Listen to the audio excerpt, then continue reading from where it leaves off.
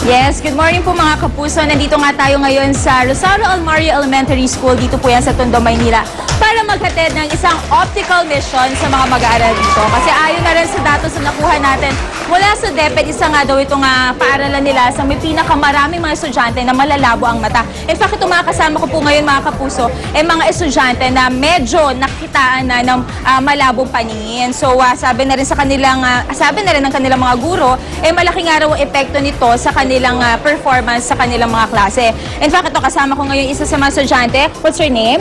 Maui po. Ayun, Maui. Paano ka naapektuhan ng malabo mong paningin sa pag-aaral mo? Kapag pinapakopya po ako ng sir ko, di ko po mabasa yung dapat kopyahin sa blackboard. Lumalapit pa po ako.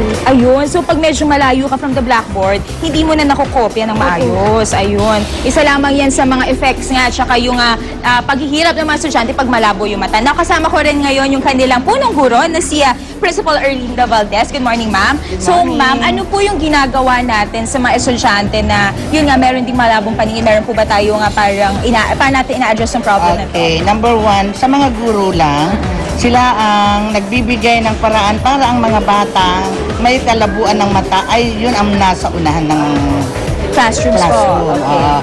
Doon naman si school nurse, lahat ng paraan ginagawa nila para makakuha kami ng mga kaagapay na kagaya nyo para kahit paano man lang mabigyan naman ng mga libreng eyeglasses ang mga bata. And we have plenty of that like you. Andito kayo ngayon. Last March, meron tayong Lions International. And thank you so much sa GMA Kapuso dahil nandito kayo. Tinutulungan nyo po kami para ang ating mga batang nangangailangan ng mga salamin at mahihina, medyo malabong mga mata ay mabigyan na salamin at matulungan sila sa ating kanilang pag-aaral. Ayan. Thank you so much, ma'am. At speaking of pagbibigay nga ng tulong, ayan, meron tayo mga ongoing ngayon na free check-ups para sa mata ng mga bata. And of course, mamaya mamimigay rin tayo ng mga free eyeglasses sa kanila, lalo na dun sa mga nangangailangan. Pero para mas maintindihan talaga kung bakit nga ba lumalabo ang mata ng mga estudyante, kasama natin ngayon ay isang optometrist na si Dr. Fermin Divina Gracia. Good morning po, sir. Good morning. Ayan, welcome po sa unang hirit. Now, sir, kanina na-mention ko ongoing po yung ating check-ups sa mga mata ng mga bata. So, ano po exactly yung ginagawa natin ngayon? Ang unang ginagawa natin, dinadaan natin sa computerized eye examination. Pagkatapos dito, yung mga bata pupunta doon sa ating dalawang magagandang optometrists also, doing the subjective examination. Okay, so ito pong parang machine na ginagamit natin. What's the difference po niyan kesa dun sa ginagawang manual? Dito, Which is more accurate po? yung manual, yung manual. yung more accurate. Okay, so Dito, at least makukuha natin more or less yung grade po nila. yung grado.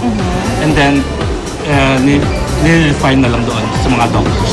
Ayun. Ito actually, Doc, yung parang isa sa mga parang hindi alam ng marami. Ano po ba talaga yung parang main causes kung bakit lumalabo ang mata ng mga bata? Yung main process ng bakit lumalabo, usually sa lifestyle natin ngayon, yung palaging nakatutok sa computers. Ay, correct, oo. And then, yung bawas-bawasan yung pag-nood ng TV ng malapit. Saka, yung magbabasa sa well-illuminated light, well-illuminated room. Ayun. Now, so speaking of yung sa TV, gaano po ba yung parang ideal distance lang? Kasi mga batang hilig talaga niya sa tapat ng TV nakatingin na ganyan. At least 50 to 20 feet away. Dapat yun yung ideal po. Yes. Okay, so ngayon po kung wari meron tayong anak, tapos yung anak po natin, hindi tayo sure kung malabo ang mata. Ano po ba yung mga parang symptoms para malaman na yung anak natin ay nagsasuffer na nga sa medyo malabong paningin? Kapag nakikita natin yung anak natin na nag-squint, yun, isang indikasyon na lumalabo ang mata. Opo. Tapos yung mabagal yung pagbasa sa libro. Ayun. Or kahit sa mabagal yung pagbasa sa blackboard. Ayun. Actually, parang na-mention nga po sa akin kanina, sabi ng mga guro, akala nila yung iba, nahihirapan magbasa or hindi ganun kagaling magbasa, pero in fact, malabo lang pala talaga yung mata niya. Now, sir, kapag kunwari tayo ay, yun nga, meron na tayo salamin, nabigyan na po tayo ng salamin, ano po yung parang frequency ng pagsusuot ng ating salamin? Kailangan ba araw-araw to? Kailan po dapat tinatanggal? At least constant wearing yung salamin. Dapat. Dapat. Mas suot lagi, mas okay po yun. Yes. Okay, now, sir, tips po sa mga manonood natin kung paano maaalagaan ang ating mga mata. Yung tips po, dapat sa pagbabasa, well-illuminated room. Tapos, kumain ng gulay, especially vitamin A. para sa mga mata, para luminaw yung mga mata. And then kapag at least nakaupo kayo kung magbabasa, huwag yung nakahiga. Or saka wag po yata moving, no? Kasi pero nasa stress po yung mata moving na nahihilo. Oo nasa stress kasi yung eyes. Ayun, thank you so much, you Doc also. Fermin. Anyway, sa ating pagbabalik dito, of course, tuloy-tuloy pa rin po ang ating optical mission sa mga mag-aaral. Dito pa rin sa Rosario Almario Elementary School sa Tondo, Manila. Balik tayo sa studio.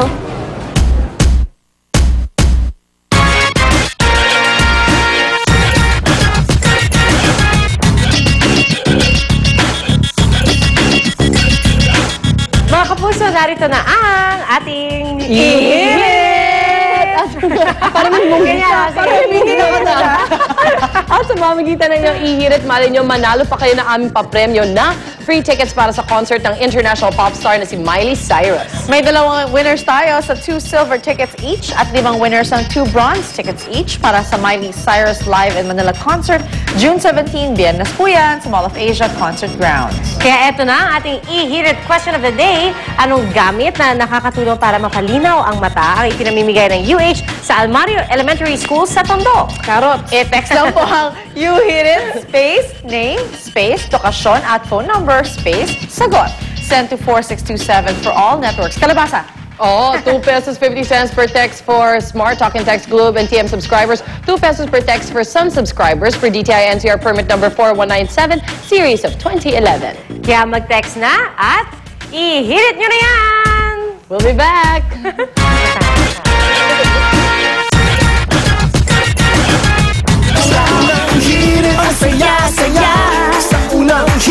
Lahat ba ay gagawin para ang katotohanan ay di na matuklasan? Ano ang kayang gawin alang-alang sa pinakamamahal? Mayroon bang di ibibigay upang makamit ang hustisya?